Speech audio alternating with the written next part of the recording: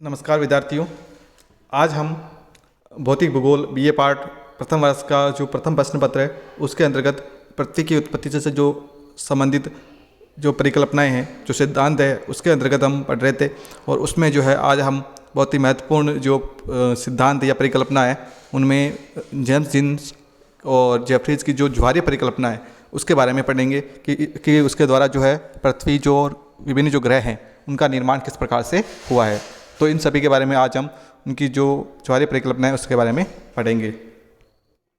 James jeans और Jefferies की ज्वारीय परिकल्पना सौर मंडल की उत्पत्ति से संबंधित ज्वारीय परिकल्पना का प्रतिपादन अंग्रेज विद्वान सर जेम्स ने सन 1919 में किया था तथा जेफरीज महोदय ने उक्त परिकल्पना में 1929 में कुछ संशोधन प्रस्तुत किए, जिससे इस परिकल्पना का महत्व और अधिक बढ़ गया। यह ज्वारीय परिकल्पना आधुनिक परिकल्पनाओं तथा सिद्धांतों में से एक है जिसे अन्य की अपेक्षा अधिक समर्थन प्राप्त है।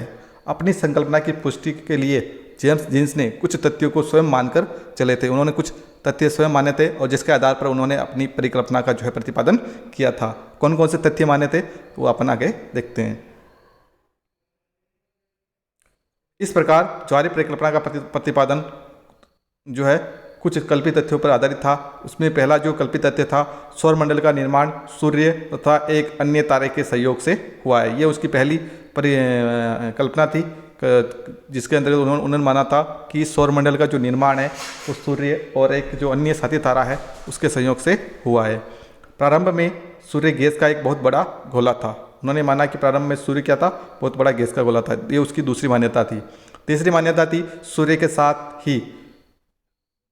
साथ ब्रह्मांड में एक दूसरा विशालकाय तारा था। यह उसकी तीसरी मान्यता था कि सूर्य के अलावा भी क्या था, एक दूसरा विशालकाय तारा और था।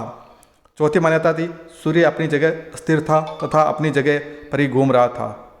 और पांचवा जो परिकल्पना थी, ये उनका जो कल्पित तथ्य था वो था साथी तारा एक पथ के सहारे इस तरह घूम रहा था कि वह सूर्य के निकट आ रहा था। तो साथी तारे का जो परिभ्रमण पथ है वो भी क्या था, वो इस प्रकार से अपने पथ पर आगे बढ़ रहा था कि वो सूर्य के पास आ रहा था। साथी तारा आकार और आयतन में सूर्य से बहुत अधिक विशाल था। ये उसकी छठी मान्यता थी। और सातवीं मान्यता थी पास आते हुए तारे द्वारा ज्वारीय शक्ति का प्रभाव सूर्य के बाह्य भाग पर पड़ा। और जो साथी विशाल तारा था जिसका आकार सूर्य से भी काफ़ी बड़ा था, जब वो सूर्य के पास आया तो उसके द्वारा उसके सूर्य के बाह्य भाग पर क्या हुआ, उसका प्रभाव पड़ा और जिससे ज्वारीय शक्ति द्वारा जो है ज्वार अलग, कुछ पदार्थ अलग हुआ। तो ये उनकी 7 मान्यताएं थी जिनको आधार मानकर जेम्स जीन्स ने जो है अपनी परिकल्पना का जो है प्रतिपादन किया था, अपनी परिकल्पना दी थी। इस प्रकार स्वयं कल्पित तथ्यों के आधार पर जीन्स महोदय ने बताया कि साथी तारा निरंतर एक पथ के सहारे सूर्य की ओर अग्रसर हो रहा था, जिस कारण साथी तारे की आकर्षण शक्ति द्वारा वायव्य ज्वार का प्रभाव सूर्य के बाह्य भाग पर पड़ने लगा। फलस्वरूप सूर्य में ज्वार उत्पन्न होने लगा और यह ज्वारीय क्रिया सूर्य में उसी प्रकार संभव हो सकी जिस प्रकार वर्तमान समय में पृथ्वी के निकट चंद्रमा के आ जाने से पृथ्वी के महासागरों में ज्वार उत्पन्न हो जाता है। जो विशालकाय तारा सूर्य के पास आता गया त्यों त्यों उसकी जो आकर्षण शक्ति है वो भी बढ़ती गई और ज्वार की जो तीव्रता है वो भी बढ़ती गई। तो धीरे धीरे जैसे जैसे जो विशालकाय तारा सूर्य के पास आया तो वैसे वैसे उसकी आकर्षण शक्ति बढ़ी। तो शुरुआत में उसकी आकर्षण शक्ति कम थी और बाद में धीरे धीरे बढ़ती गई और जब उसके निकटतम आ गया तो उस समय सबसे अधिक ज्वारीय शक्ति का उसके ऊपर प्रभाव हुआ सूर्य के बाह्य भाग पर। और चूंकि सूर्य उस समय गैस का गोला था तो उस समय स्वाभाविक है कि उनसे ज्वार के द्वारा कुछ पदार्थ अलग होना स्वाभाविक सी बात है। ये यहाँ पर एक जो तारा है, यह परिकल्पना है, तो इसके अंतर्गत बताया है कि सूर्य था और जब सूर्य के साथ एक जो दूसरा तारा था जो सूर्य से आकार में बहुत बड़ा था, वो अपने परिभ्रमण कक्ष के ऊपर घूम रहा था। और जब वो सूर्य के पास आया तो धीरे धीरे क्या हुआ, साथी तारा इससे जो क्या हुआ उसके पास आया था तो सूर्य से ज्वार के द्वारा कुछ पदार्थ अलग हुआ जो कि फिलामेंट के रूप में, सिगार के रूप में जो है अलग, एक फिलामेंट के रूप में उससे अलग हो गया। और धीरे धीरे क्या हुआ, साथी तारा अपने पथ पर आगे चला गया।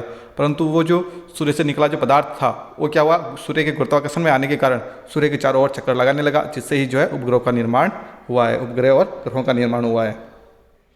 जब तारा सूर्य के निकट दूरी पर आया तो उसकी आकर्षण शक्ति सूर्य से अधिक होगी, जिस कारण हजारों किलोमीटर लंबा सिगार के आकार का ज्वार सूर्य के बाह्य भाग में उठा और सिगार के आकार वाले इस भाग को फिलामेंट कहा गया। तो सिगार के आकार वाला जो ज्वारीय पदार्थ था जो सूर्य से अलग हुआ वो क्या कहलाया, फिलामेंट कहलाया। सूर्य के निकटतम दूरी पर पहुंचने के कारण तारे की अधिकतम आकर्षण शक्ति के प्रभाव से एक विशालकाय एक विशाल फिलामेंट सूर्य से हटकर तारे की ओर अग्रसर हुआ, जिसके अनुसार पास आने वाला तारा सूर्य के मार्ग पर नहीं था, वह सूर्य से आगे बढ़ने लगा। इस प्रकार तारे के दूर निकल जाने के कारण फिलामेंट तारे के साथ न जा सका, वरन वह सूर्य के चारों ओर ही परिभ्रमण करने लगा। तो चूंकि उसकी जो दूरी थी वो ज़्यादा थी और वो जो सूर्य से अलग हुआ पदार्थ, ज्वारीय पदार्थ, वो उस साथी तारे के साथ, या कह सकते हैं उस विशालकाय तारे के साथ नहीं जा सका, और वो क्या हुआ, सूर्य की गुरुत्वाकर्षण में आ गया और उसके सूर्य के चारों ओर चक्कर लगाने लगा, परिभ्रमण करने लगा। अब यह प्रश्न उठाया जा सकता है कि इस स्थिति में जबकि तारा अधिक दूर चला गया तो फिलामेंट सूर्य के पास पुनः वापस क्यों नहीं आया। व्याख्या सरल है कि जब फिलामेंट टूटकर तारे की तरफ अग्रसर हुआ, उस परिस्थिति में सूर्य की आकर्षण शक्ति के क्षेत्र से बाहर हो गया था। चूंकि वो फिलामेंट सूर्य की जो आकर्षण शक्ति है उससे बाहर हो गया था, इसलिए वो वापस जो है सूर्य से मिल नहीं पाया, तो और सूर्य के चारों ओर क्या करने लगा, चक्कर लगाने लगा, तथा वह सूर्य का एक चक्कर लगाने लगा, वापस नहीं आ सका।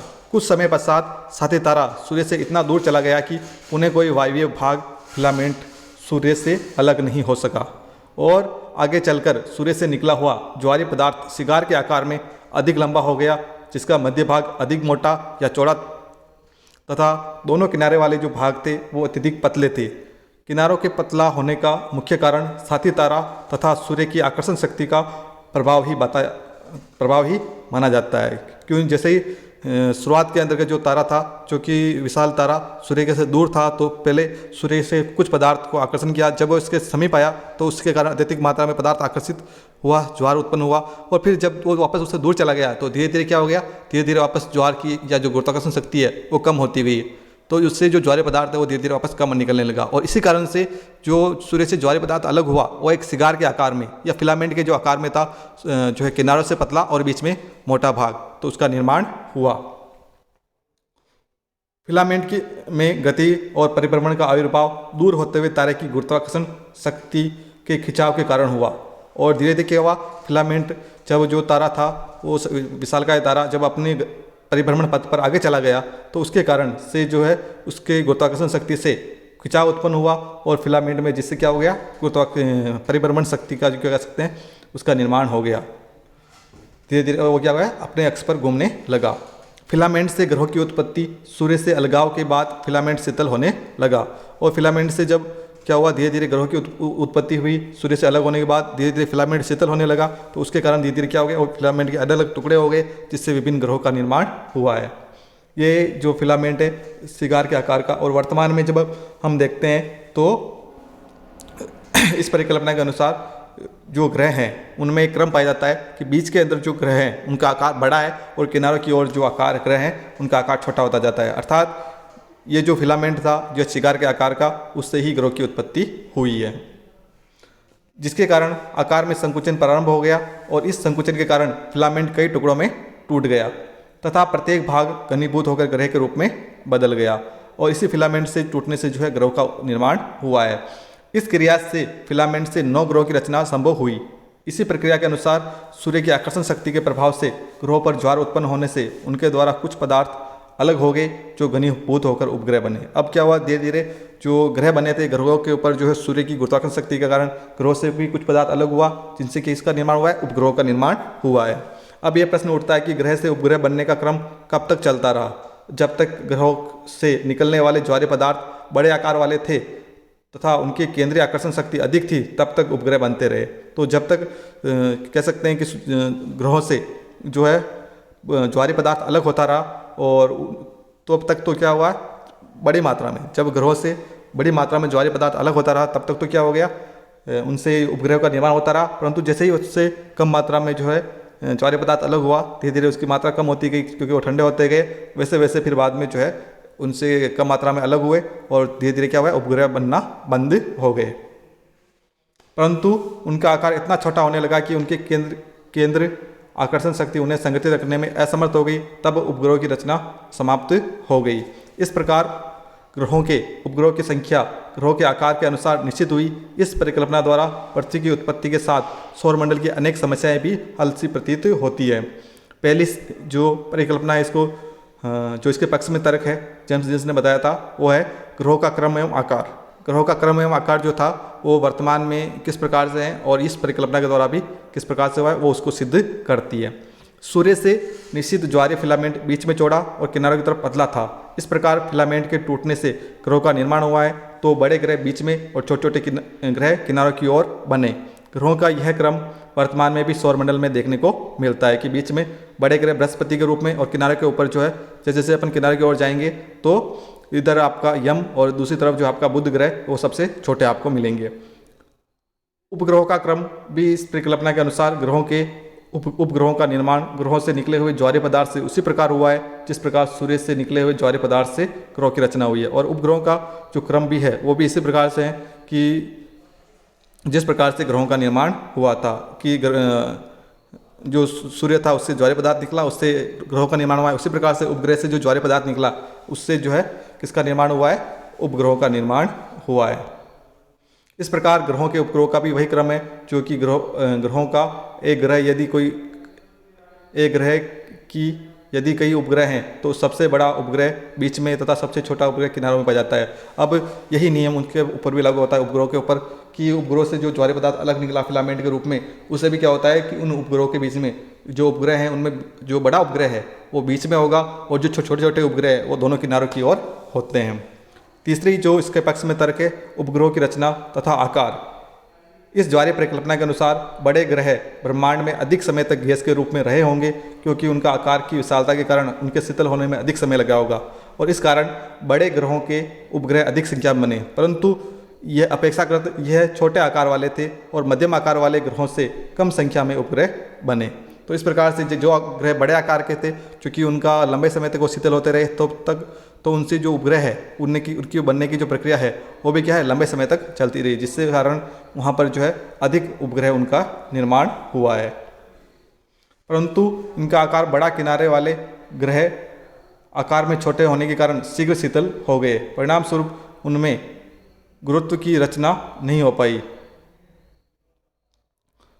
चौथा है, इसका जो मेन आधार है वो है ग्रहों का परिभ्रमण कक्ष। इस परिकल्पना के अनुसार ग्रहों के परिभ्रमण अक्ष अथवा ग्रह का जो पथ था को सूर्य कक्ष से मेल नहीं खाना चाहिए, बल्कि ग्रह कक्ष को सूर्य का एक निश्चित कोण पर झुका होना चाहिए, क्योंकि सूर्य की आकर्षण शक्ति से ग्रह झुक जाता है। यह तथ्य वर्तमान ग्रहों के कक्ष से पूर्णतया मेल खाता है। अब क्या हुआ, ग्रहों का जो परिभ्रमण कक्ष था उसके अनुसार वर्तमान में जो परिकल्पना अगर अपन मान ले कि इसी परिकल्पना के अनुसार विभिन्न ग्रह और उपग्रहों का निर्माण हुआ है, तो इसके अनुसार क्या होना चाहिए, जो ग्रह हैं उनका परिभ्रमण अक्ष और जो पथ है वो भी सूर्य के आकर्षण से क्या करना होना चाहिए, एक और झुक जाना चाहिए निश्चित कोण पर। और जब अपन वर्तमान में देखते हैं तो सभी ग्रह जो है एक कोण के ऊपर झुके हुए हैं। पांचवी जो मान्यता है वो है निश्चित वायु पदार्थ का आकार निकट आते तारे की ज्वारीय शक्ति से सूर्य से जो फिलामेंट निकला वह सिगार के आकार का ही क्यों हो गया। इसका मुख्य कारण था पास आते हुए तारे की आकर्षण शक्ति में भिन्नता का होना बताया जाता है। अर्थात साथी तारा जब दूर था तब आकर्षण शक्ति कम होने के कारण कम पदार्थ निकला तथा तारा जैसे जैसे पास आता गया वैसे वैसे आकर्षण शक्ति बढ़ती गई, जिससे पदार्थ की मात्रा भी बढ़ती गई। अर्थात साथी तारे के सूर्य के सबसे नज़दीक आने पर निश्चित पदार्थ सबसे अधिक था।